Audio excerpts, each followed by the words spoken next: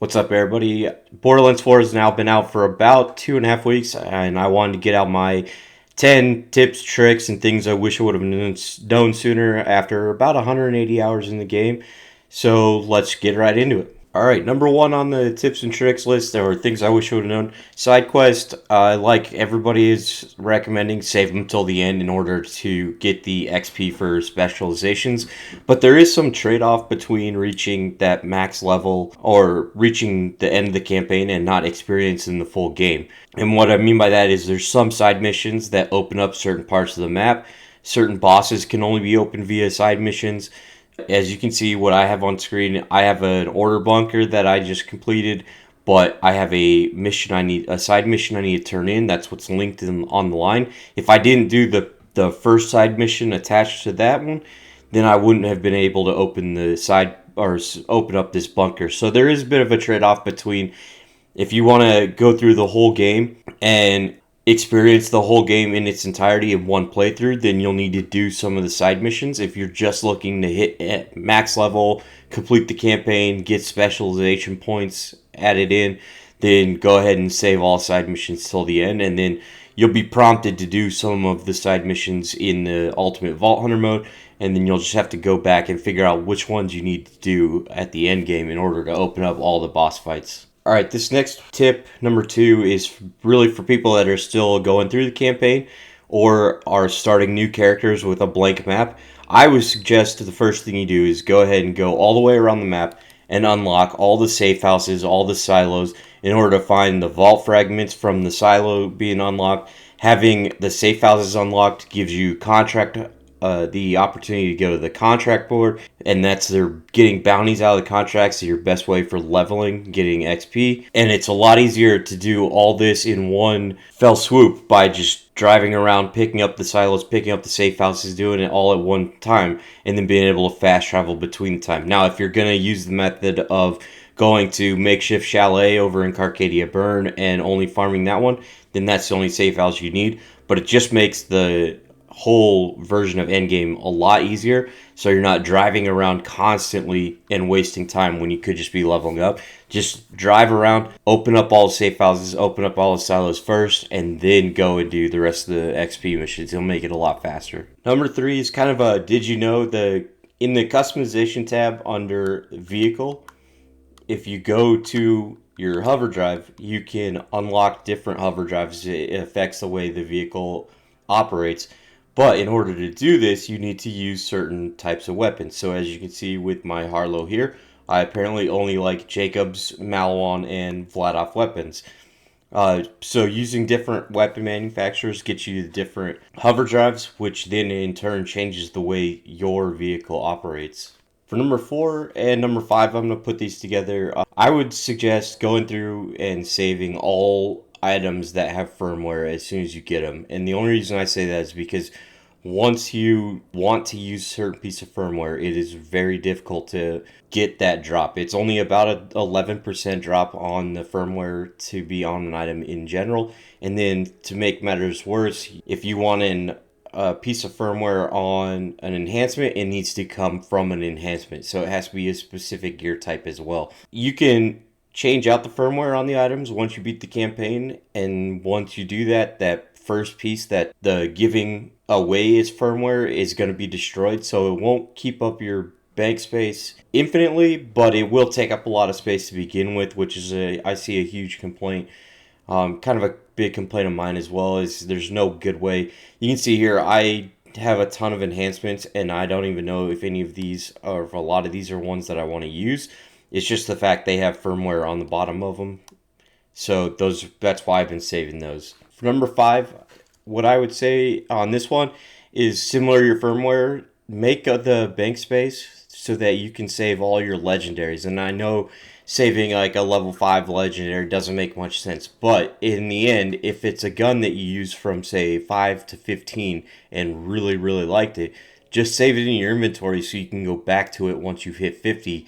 And there's plenty of databases online where you can find out where that legendary came from, what boss you need to fight to get it, what its drop rate percentage is, because people have tested those things. And then you can farm for that specific type of or specific weapon. Now, you can't do that with some of the enhancements, but you can at least know what you have as an option to find and what you're looking for. All right, number 6, while we're talking about inventory, just point this out. So if you see a piece in your inventory, you see at the bottom it says mark. If you hit that corresponding button and then go to, unfortunately the card's in the way, but this says bank. I'll do it again over here. It says bank. Now they both have the little piggy bank symbol on them. If, as you see at the bottom down here, it says send items to bank. For me on controller, just hold the left stick in, it automatically sends those to your bank. So you no longer need to go back and forth to your bank to deposit things. You will need to go to your bank though in order to retrieve them. Number 7, so if you didn't know, there is a firing range in Terminus. And don't mind trouble, this is a build I've been testing. It's not very good, so we're just going to ignore it for now. But there's a firing range here. You can test out your different builds. Behind you, there is the all-important respec machine. There's a bank. There's a firmware station. You have everything you need here in the Bones of Sanctuary.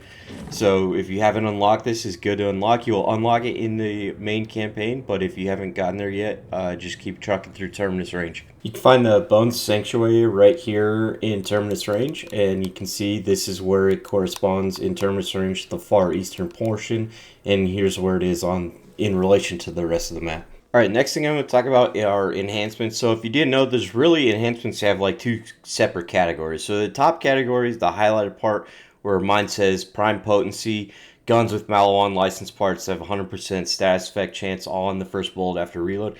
That is only going to apply to my guns that have Maliwan, which in this case, I only have this one, which is a Maliwan weapon. The second part where it has the 3 stats, so gun crit damage, SMG crit damage, gun splash radius, those are going to apply to all 4 of the guns. So as long as it fits one of those categories. So for gun critical damage, that applies to all 4 of my guns. SMGs only applies to my SMGs, which in this case I have 2, so it would apply to both of these. And then gun splash radius, which I do have one Torg, that would affect its splash radius. When you're looking at enhancements, don't just look at whether it's a licensed part. Some of that is important depending on what you're trying to do with your build, but really the bottom 3 are what's going to be the most valuable to you as you're going around. So don't mix out or switch out one enhancement for another just because you started using a Jacobs gun versus a Maliwan gun. Start looking at the bottom 3 categories as well and trying to figure out what's best for your current construct of 4 guns.